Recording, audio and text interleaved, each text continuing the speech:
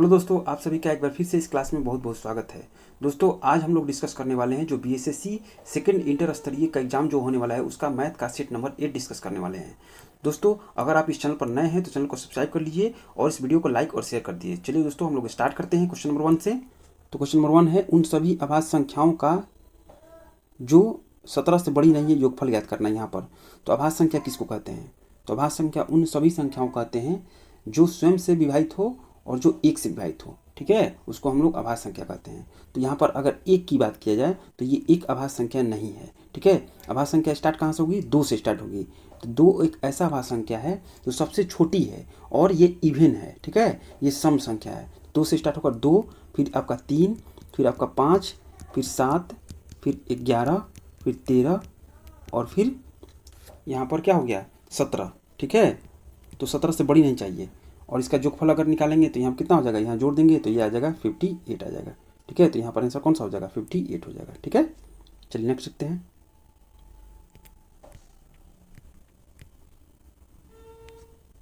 ये एक काम का 1/6 5 दिन में कर सकता है। तो एक की अगर बात करें तो ये पूरा काम कितना दिन में करेगा?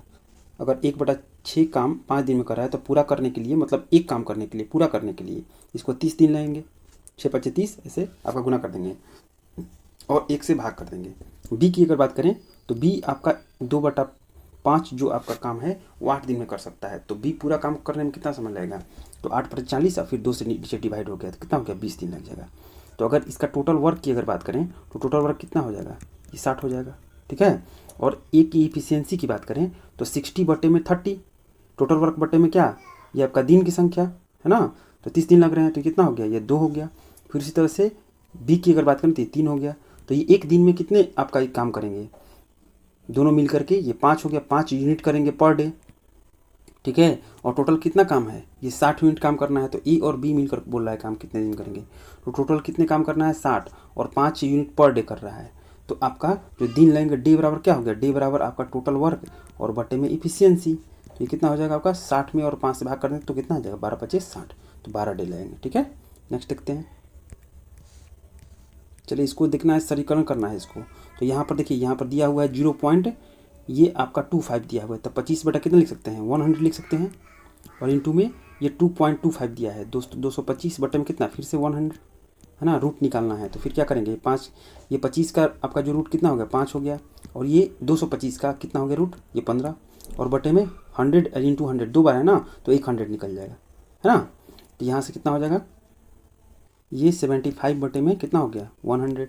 तो यहाँ से हो जाएगा 0.75 आ जाएगा आंसर, ठीक है। तो यहाँ पर ऑप्शन कौन सा हो जाएगा? थर्ड हो जाएगा। नेक्स्ट देखते हैं। चलिए इस क्वेश्चन को देखिए। ये 2.3 और फिर 49 के ऊपर में केवल बार है। तो इसको क्या करेंगे कि पूरा को पहले लिखेंगे 2 3 4 9, अच्छे से इसको देख लीजिए। और जिस पर बार नहीं है उसको यहाँ माइनस करेंगे। तो यहाँ देखिए 23 पर बार नहीं है ना, तो 23 को क्या करेंगे? यहाँ पर माइनस कर देंगे। और बट्टे में क्या लिखना है? जिस पर बार है उसके लिए 9 लिखना है और जिस पर बार नहीं है उसके लिए 0 लिखना है। और ये डेसिमल के बाद काउंट होगा, ठीक है। तो यहाँ पर आपका कितना है? 49 के ऊपर बार है ना, दोनों पर बार है तो डबल 9 लिख दिया। और यहाँ देखिए डेसिमल के बाद एक अंक है ना जिस पर आपका बार नहीं है ना, तो यहाँ केवल 1 0 लिखेंगे। जिस पर बार नहीं है उसको क्या लिखेंगे? 1 0 लिखेंगे। इस बात का ध्यान रखना है आपको कि नीचे में जिस पर बार रहेगा है ना, ये बार इसको बोलते हैं, है ना, उस पर रहेगा तो उसको उस पर हम लोग क्या लिखेंगे? 9 लिखेंगे। और जिस पर नहीं रहेगा उसके लिए क्या लिखेंगे? 0 लिखेंगे। ये डेसिमल के बाद काउंट होगा, ठीक है। तो आपका आंसर कितना हो जाएगा? यहाँ से घटा देंगे तो ये हो गया 6 और ये हो गया आपका 2 और यहाँ से हो गया 2 और ये 3 हो गया, बटे में 990 हो गया। तो 23 26 बटे में 990, ये कौन सा ऑप्शन हो गया? ऑप्शन नंबर 2 हो गया, ठीक है। नेक्स्ट देखते हैं। चलिए, एक दूध विक्रेता के पास 21 लीटर गाय का दूध है और 42 लीटर टोन दूध है और 63 लीटर डबल टोन दूध है, ठीक है। तो यहाँ पर आपको बोल रहा है कि यदि वह उन्हें टीन के डब्बों में इस प्रकार पैक करना चाहे कि हर डब्बे में उतने ही लीटर दूध हो और किसी भी 2 तरह के दूध एक डिब्बे में मिलाना चाहे तो डिब्बों की अपेक्षित न्यूनतम संख्या ज्ञात करना है। तो इस प्रकार क्वेश्चन में क्या करेंगे कि सबसे पहले इसका HCF ले लेंगे। HCF किसका? तो 21 का, 42 का और 63 का। तो ये तो देखते ही पता चल जाएगा कि इसका क्या होगा, 21 होगा HCl, है ना। मैंने 21 लीटर का क्या हो गया, वो नाप का एक हमारा हो गया, और सब में भरना है, ठीक है। यहाँ लिखा हुआ देखिए, यहाँ लिखा हुआ है कि आपका किसी भी 2 तरह के दूध को एक डिब्बे में मिलाना न चाहें, मिलाना नहीं है तो इसको क्या करेंगे, इसको हम लोग क्या करेंगे, इस 21 से डिवाइड करेंगे। तो पहला को 21 डिवाइड करेंगे तो 1 आ गया, है ना, न्यूनतम संख्या डिब्बों की। फिर इससे 21 से डिवाइड करेंगे तो कितना होगा, 2 आ गया, है ना।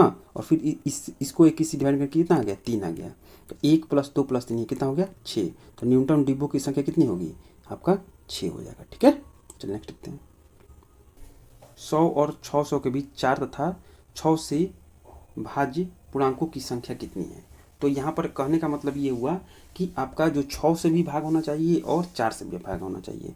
तो इसका एलसीएम 4 और 6 का एलसीएम, है ना। तो 4 और 6 का एलसीएम क्या हो गया, 4 को लिखेंगे 2 × 2 और 6 को लिखेंगे 2 × 3। तो ये आपका कॉमन हो गया, और यहाँ से एक और 2 और यहाँ से एक और 3, तो ये 12 हो गया। 12 तो हो गया आपका क्या, एलसीएम हो गया। यानी कि 100 और 600 के बीच में क्या होना चाहिए, है ना, वैसे संख्या होना चाहिए जो कि 12 से क्या हो, डिवाइड हो, तभी जाकर वो 4 से भी डिवाइड होगा और 6 से भी डिवाइड होगा। तो 100 से देखते हैं, 100 और यहाँ 600 के बीच में देखते हैं, है ना, आराम से देखिए। तो अगर हम बात करते हैं तो 100 से बड़ा कौन सा आएगा, जो 12 से डिवाइड हो, तो आपका 108 आएगा पहला। और 600 से पहले कौन सा होगा, जो आपका 12 से डिवाइड हो।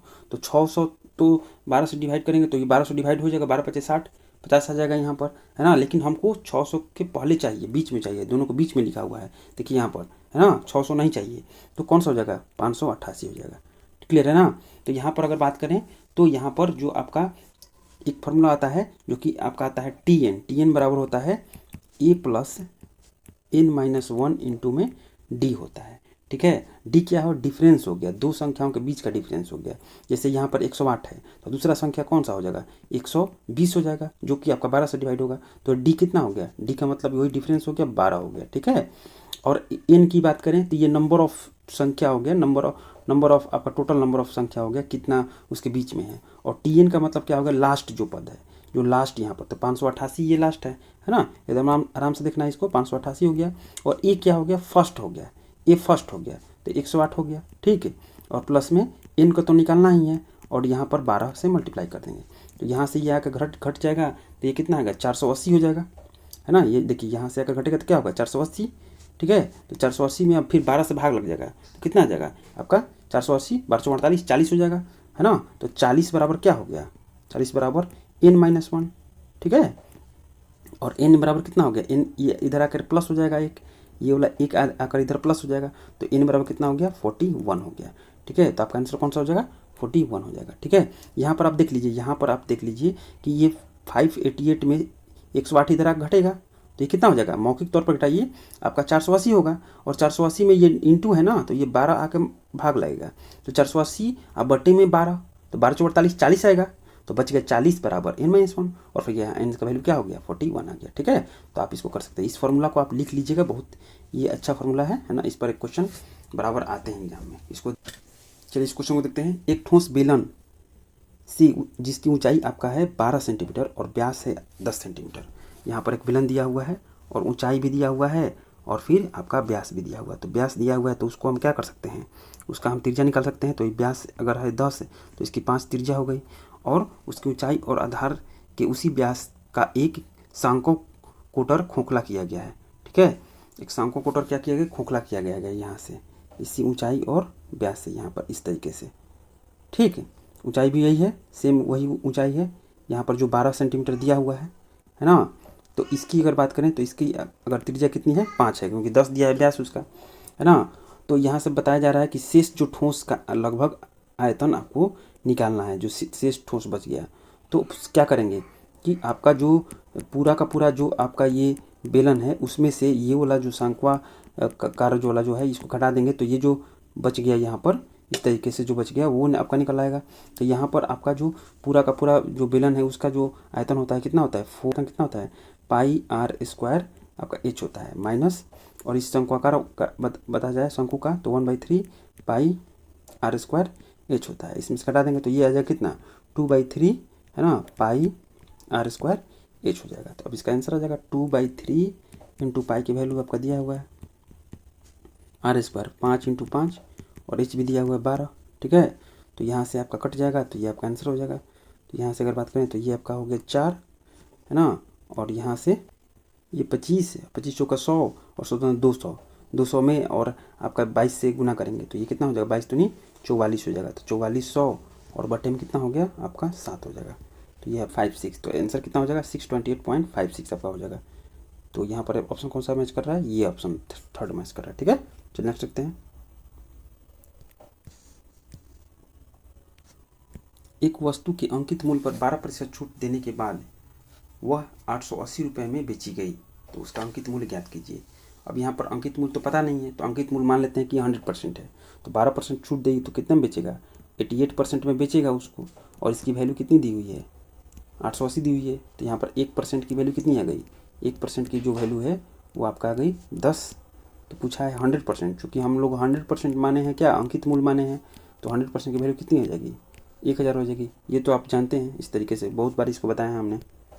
नेक्स्ट, चलिए, एक व्यापारी अपनी वस्तु का क्रय मूल्य से 20% अधिक मूल्य अंकित करता है। तो क्रय मूल्य अगर मान लेते हैं कि यहाँ 100% है, तो जो MRP है ना, जो आपका MRP है वो कितना है, 20% अधिक अंकित करता है, मतलब कि 120% अंकित करता है, ठीक है। 120% यहाँ क्या करता है, अंकित करता है, ठीक है। अब इसको कह रहा है यहाँ पर कि यदि वह नगद भुगतान के लिए 5% छूट देता है, तो 5% छूट देने का मतलब कितना, 120 का परसेंट का कितना 5%, तो 120 का जो 10% है वो कितना आएगा, 12 आएगा, और 5% 6 होगा आएगा, तो 6% और माइनस इसमें कर दिए, तो ये आ गया 100 आपका 14%। तो यहाँ से कितना परसेंट आपका ज़्यादा हो गया, अभी भी कितना उसको लाभ मिल रहा है, तो अभी 14% आपको क्या कर रहा है, लाभ मिल रहा है। 14% यहाँ पर आंसर हो जाएगा, ठीक है। यहाँ से डायरेक्ट दिखाई दे रहा है। नेक्स्ट देखते हैं। A, B और C एक काम को अकेले अकेले यहाँ पर कर रहा है, 10 दिन 12 दिन और 15 दिन पूरा कर सकता है, ठीक है। तो यदि एक साथ मिलकर काम करना है तो काम को कितने दिन पूरा करेंगे, तो यहाँ से तो अब ये जानते हैं, है ना। चलिए मैं इसको बताता हूँ। ये 10 दिन, ये तो ईजी है ना। ये तो इस तरह का क्वेश्चन तो हम लोग कई बार किए हुए हैं, है ना। चूँकि ये यहाँ पर क्वेश्चन पूछा हुआ है सेट में, तो हमने इसको आपको दिया है। तो ये कितना हो जाएगा आपका, ये बात करें टोटल वर्क की अगर बात करें तो ये हो गया 60, और यहाँ पर एक एफिशिएंसी हो गया 6, इसकी हो गई 5 और इसकी हो गई 4। टोटल कितना हो गया आपका, ये हो गया 15। तो 15 हो गया एफिशिएंसी, तो डे कितना हो जाएगा, टोटल वर्क बटे में, ये तो जानते हैं आप, ये 4 दिन आ गया, ठीक है। नेक्स्ट देखते हैं। चलिए, ये तो आपका वही है 4 दिन, है ना, वही क्वेश्चन है, रिपीट हो गया है। चलिए इस क्वेश्चन को देखिए। एक समकोण त्रिभुज है ना, यहाँ पर समकोण त्रिभुज दिया हुआ है। समकोण त्रिभुज में जो ये होता है ना कर्ण, हाइपोटेनस जिसको बोलते हैं, ये सबसे बड़ी भुजा होता है। तो इन तीनों में अगर बड़ी भुजा की बात करें तो कौन सा होगा, x-2 होगा कि x होगा कि x+2 होगा। तो आपका सेंस क्या कर रहा है, कॉमन सेंस क्या कर रहा है, x+2 होगा जो बड़ी होगा। बाकी दोनों को कहीं भी रख सकते हैं, x-2 यहाँ रख दीजिए, x यहाँ रख दीजिए, काम खत्म। अब इसको पाइथागोरस थ्योरम क्या कहता है, इसका स्क्वायर प्लस ये आधार स्क्वायर प्लस लंबे स्क्वायर बराबर क्या होता है, कर्ण स्क्वायर होता है, ठीक है। ये त्रिभुज अगर ABC मान लेते हैं तो यहाँ से मैं डायरेक्ट यहाँ कर रहा हूँ, ठीक है। आप ध्यान दीजिएगा, x-2 का होल स्क्वायर, ये कितना हो गया, x² -2ab और प्लस में b स्क्वायर, ठीक है, प्लस ये x² हो गया इज इक्वल टू फिर कर्ण का स्क्वायर, तो x² प्लस 4x प्लस में 4, ये जानते हैं। a प्लस b का होल स्क्वायर पर आपको फार्मूला याद होगा, a² plus 2ab plus b²। ये तो बहुत आसान सा फार्मूला है ना। अब यहाँ से कटा देंगे इसको, तो यहाँ से कटने वाला क्या हो गया, ये कट जाएगा यहाँ से, और फिर ये 4 से 4 कट जाएगा, और यहाँ बचेगा क्या, यहाँ से बचेगा ये आपका x² बराबर क्या हो जाएगा, ये 4 उधर 4x उधर चला जाएगा, तो ये 8x हो जाएगा ना। चूँकि यहाँ माइनस है तो उधर बराबर के उस पार जाएगा तो क्या होगा, प्लस हो जाएगा।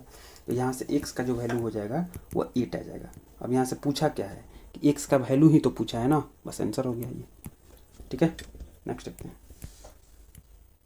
चलिए, दिनेश ने 2 रेडियो 1920 रुपये में खरीदे। उसने एक रेडियो को 20% के लाभ पर बेचा, एक को 20% के लाभ पर बेच दिया, मतलब कितने पर बेचा होगा, 120%, ठीक। दूसरे को है ना 6.253% के हानि पर बेचा, तो यहाँ पर हानि पर बेच रहा है, तो ये कितना हो गया, 20 हो गया। 6×2/3 को कितना लिख सकते हैं, 20/3 लिख सकते हैं, तो 20/3% हो गया, ठीक है। तो हानि पर बेचा है चूँकि, तो क्या करना पड़ेगा, 100 में से और 20.3% घटाना पड़ेगा, तो 100 माइनस 20/3%, तो ये कितना हो जाएगा 280/3%। तो एक को बेच दिया 280/3% पे बेच दिया है। अब यहाँ पर कह रहा है कि दोनों रेडियो का विक्रय मूल्य एक ही है, दोनों रेडियो का विक्रय मूल्य आपका बराबर है। तो आप जानते हैं, मैंने आपको प्रॉफिट लॉस के क्लास में बहुत अच्छे से बताया था कि जब दोनों वस्तुओं को एक समान मूल्य पर बेच रहा है ना, तो उसका जब उलट देंगे तो वो हमारा सीपी का रेशियो आएगा। तो यहाँ से इसको उलट दिए, तो ये आ गया 280/3 और यहाँ पर आ गया 120, है ना। परसेंट से परसेंट यहाँ कैंसिल हो गया, ठीक है। तो यहाँ से ये 0 से 0 कैंसिल, और ये आपका ये 4 से कटेगा तो 3 हो गया, और ये कितना हो गया 7 हो गया। तो ये आपका आ जाएगा कितना 7:9 हो जाएगा रेशियो में। ये 3 उधर जाकर मल्टीप्लाई होगा, तो 7:9 का रेशियो हो जाएगा। CP1 और CP2 का यहाँ रेशियो हो जाएगा, ठीक है। अब इन दोनों की जो वैल्यू है, दोनों का जो योग है वो कितना है 16 है, और इस 16 का वैल्यू कितना दिया हुआ है, ये 16 का वैल्यू दिया है 1920 दिया हुआ है, ठीक है। तो यहाँ पर आपका दोनों रेडियो का मूल्य निकालना है। तो एक का वैल्यू कितना हो जाएगा, एक का वैल्यू अगर बात करें तो 120 हो जाएगा, है ना। एक का वैल्यू कितना हो गया 120 हो गया। तो यहाँ पर 7 की वैल्यू की अगर बात करें तो 7 का वैल्यू आपको कितना हो जाएगा 840 हो जाएगा। और अगर 9 की वैल्यू की बात करें तो यहाँ पर 9 की वैल्यू कितना हो जाएगा आपका 280 हो जाएगा, ठीक है। चूँकि एक का वैल्यू 120 है तो यहाँ पर 120 से मल्टीप्लाई करेंगे और यहाँ पर 120 से मल्टीप्लाई करेंगे, ठीक है। तो 840 और 280 इसका आंसर हो जाएगा, ऑप्शन नंबर 2 हो जाएगा, ठीक है। चलिए नेक्स्ट देखते हैं। यदि 1 घंटे का y% 1 मिनट 12 सेकेंड है तो y बराबर क्या होगा। 1 घंटे का मतलब सेकंड में बात करें, देखिए सबसे छोटा सेकंड यहाँ पर है, तो सेकंड में ही सबको कन्वर्ट करके चलेंगे, ठीक है। 1 घंटे में कितने, तो आपका 3600 सेकंड, 3600 सेकंड का y%, तो y/100 जैसे जैसे बोला है वैसे ही करना है, ज़्यादा इसमें दिमाग आपको नहीं लगाना। 1 मिनट 12 सेकंड का कितना हो गया, 1 मिनट बराबर 60 सेकंड, और फिर 12 सेकंड और जोड़ेंगे तो 72 हो गया ना, ठीक है। तो ये 72 हो जाएगा, ठीक। अब यहाँ से ये कट जाएगा, तो यहाँ से 2 कटे और ये, तो y बराबर कितना हो गया 2 हो गया आंसर, ठीक है। नेक्स्ट चलिए, यहाँ दिया हुआ कि एक संख्या से 15 घटाने पर वह घटकर 80% रह जाती है। तो यहाँ पर कोई संख्या है, एनीबॉडी कोई भी संख्या है, उसका वैल्यू कितना होगा 100% होगा। तो इसमें से अगर हम 15 घटा देते हैं तो कितना हो जाता है, ये 80% हो जाता है। तो उस संख्या का 40% का लिए, तो सबसे पहले तो इसको घटाकर इधर उधर करते हैं, इसको इधर लाएंगे तो ये 20% हो गया, 20% बराबर कितना हो गया 15। तो 20% जब क्या है 15 है, तो इसका 40% क्या होगा, 40% कितना होगा 20% अगर 15 है तो 40% क्या होगा दुगना है ना, दुगना इसको कर देंगे तो 40% बराबर कितना हो गया आपका 30 हो गया, आंसर हो गया, ठीक है। तो इजी क्वेश्चन कब लगने लगते हैं, जब आपको कॉन्सेप्ट पता है, हर चीज़ पता है, तो सब सारे के सारे आपको इजी लगने लगेंगे। नहीं तो इस क्वेश्चन को एक समान कर बनाइए तो फिर ज़्यादा आपको लगेंगे भास्ट। चलिए इस क्वेश्चन को देखते हैं। 30 किलोमीटर की दूरी चलने में अभय को समीर से 2 घंटे अधिक लगते हैं। यदि अभय अपनी चाल को दुगनी कर दे तो उसे समीर से 1 घंटे कम लगते हैं, है ना। अभय की चाल ज्ञात कीजिए। चलिए ये क्वेश्चन आपको बहुत अच्छे क्वेश्चन है ना। इस क्वेश्चन को आपको बनाना है ना, क्वेश्चन ऑफ द डे है, ठीक है। आप इस क्वेश्चन को बना करके और कमेंट बॉक्स में इसका आपका आंसर बताना है, ठीक है। यहाँ पर 4 ऑप्शन दिए हुए हैं, आपका 5, 6, 6.25, 7.5 दिया हुआ है, ठीक है। आपको आंसर आपको कमेंट बॉक्स में देना है। तो आज के लिए आपका ये क्वेश्चन है, क्वेश्चन ऑफ द डे, ठीक। चलिए नेक्स्ट देखते हैं। चलिए इस क्वेश्चन को देखते हैं। 1860 रुपये 12% प्रति वर्ष साधारण ब्याज की दर पर कितने समय में 2641.20 हो जाएगा। तो सबसे पहले तो इसको हम क्या करेंगे, इसको घटा लेंगे, क्योंकि ये क्या है, ये है आपका मिश्रधन और ये है मूलधन। तो यहाँ से आपको घटा लेंगे तो ये आपका कितना आ जाएगा 2641.20 में से क्या करेंगे 1860.00 घटा लेंगे यहाँ से। तो यहाँ 20, यहाँ 1 आ गया, यहाँ आपका 8 हो गया और यहाँ पर 7 हो गया, 781.20 आ गया, ठीक है। अब यहाँ पर देखते हैं तो ब्याज बराबर क्या होता है, ब्याज बराबर होता है मूलधन गुने समय गुने दर। तो यहाँ पर समय तो पूछा हुआ है और यहाँ पर दर आपका हो गया बटे में क्या हो गया 100 हो गया। तो यहाँ से ये आपका कट गया और यहाँ से अगर बात करें तो ये कटेगा, तो ये कितना हो गया 42 हो गया, और टी बराबर कितना हो गया 42 बटे में 12 आ गया। तो यहाँ सब कट गया, 3.6/12 हो गया, और यहाँ से कट जाएगा तो 3 ये 1 ये 2 हो गया, 3.1/2 आपका वर्ष आंसर हो जाएगा, ठीक है। तो यहाँ पर आंसर कौन सा हो जाएगा आपका 3.1/2 वर्ष, 3.5 वर्ष। नेक्स्ट चलिए इस क्वेश्चन को देखते हैं। यदि ए, बी और सी की वार्षिक आय आपका यहाँ का अनुपात इसका दिया हुआ है 1:3:7 दिया हुआ है, और ए, सी का आपका कुल वार्षिक आय यहाँ पर दिया हुआ है कितना 8 लाख, तो अनुपात में 8 ये किसके बराबर है 8 लाख के बराबर है। ठीक है, यहाँ पर आपका दिया हुआ है। ठीक, तो यहाँ से एक की अगर बात करें तो एक कितने के बराबर हो जाएगा 1 लाख के बराबर हो जाएगा। और पूछा किसी ने बी की मासिक है, तो बी की बात करें तो बी का आपका कितना हो जाएगा 3 किसके बराबर है 3 लाख यहाँ पर हो जाएगा। ठीक है, 3 लाख तो ये हो गया। ठीक है, अब यहाँ पर पूछा है कि बी की मासिक आय निकालना है, तो मासिक आय निकालना है तो फिर क्या करना पड़ेगा, इसको 12 से आपका डिवाइड करना पड़ेगा। तो 3 लाख को किससे भी डिवाइड करना है, 3 लाख को आपको किससे 12 से डिवाइड करना पड़ेगा। ठीक है, तो यहाँ से 12 से डिवाइड कर दीजिए और यहाँ से आपका आंसर आ जाएगा। ठीक है, तो यहाँ से आपका हो जाएगा 1,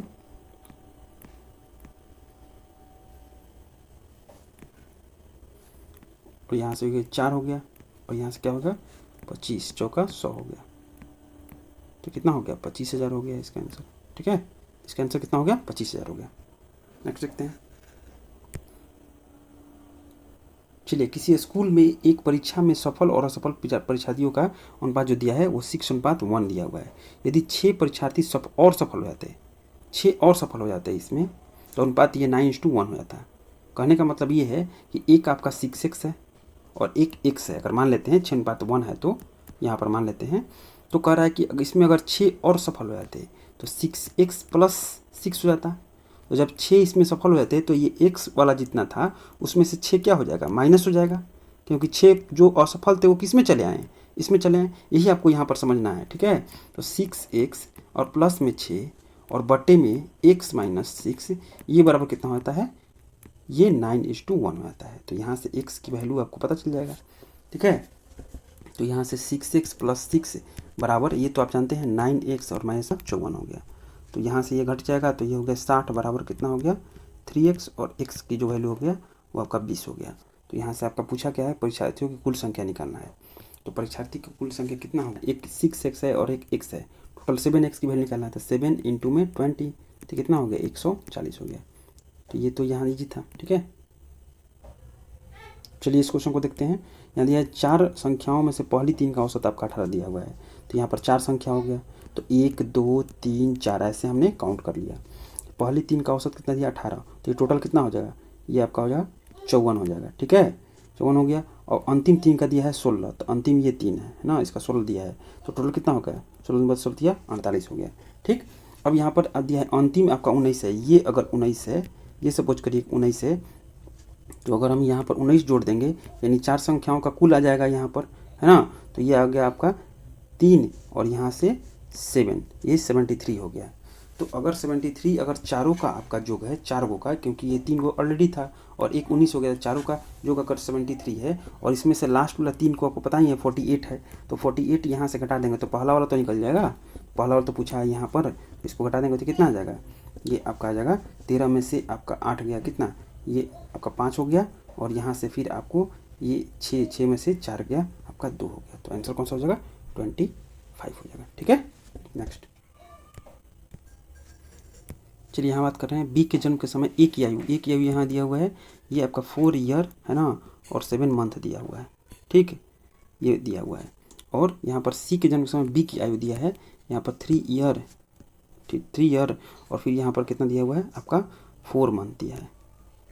अब यहाँ पर दिया हुआ है कि जो सी की आयु है वो दिया हुआ है यहाँ की 5 ईयर और 2 मंथ है, ये दिया हुआ है। ठीक है, जब सी कितना है 5 मंथ 2 ईयर का है, तब उनकी औसत आयु क्या थी ये बताना है।